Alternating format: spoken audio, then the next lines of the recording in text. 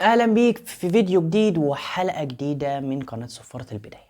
هنعمل سلسلة زي ما شفنا في الفيديو اللي قبله بتاع المغرب. هنعمل سلسلة كده، هنعمل مواعيد لبطولة كأس الأمم الأفريقية. هنعمل خلال الفيديو هنعرف موعد وتوقيت المباراة اللي جاية بين تونس وأوغندا في الجولة الأولى من بطولة كأس الأمم الأفريقية، البطولة اللي خلاص بقت على الأبواب والعد التنازلي بدأ لبداية البطولة. نزلنا فيديو قبليه لموعد مباراة المغرب وجزر القمر، المباراة اللي هتكون افتتاحية لبطولة كأس الأمم الأفريقية.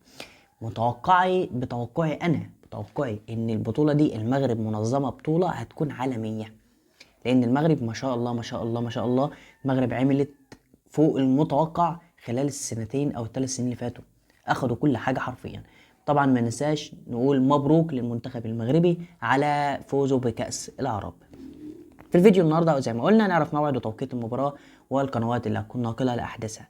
فانزل دلوقتي توقع نتيجة المباراة بين تونس وأوغندا، وما تنساش تعملنا بلايك واشتراك، ويلا نبدأ. في البداية زي ما احنا عارفين ان خلاص العد التنازلي بدأ وبطولة قوية داخلة على الأبواب، وموت ودمار وفرجة ومتعة على كأس الأمم الأفريقية اللي احنا عارفين بتبقى قوية جدا جدا، والمنافسة بتبقى شرسة في أحداث هذه البطولة. ان هي بطولة تقيلة، بطولة ممتعة، هنتفرج على كورة، هنتفرج على متعة، على تنافس، على دنيا خربانة جوه الملعب.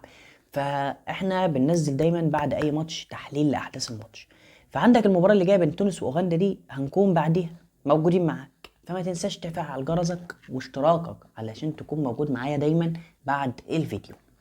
فيلا نعرف مع بعض الترتيب قبل اي حاجه. عندك مش الترتيب، هنعرف المجموعه لان طبعا لسه ما تلعبش اي مباراه. طبعا تونس بيقع في المجموعه الثالثه اللي بتقع فيها اوغندا، نيجيريا، وتونس وتنزانيا.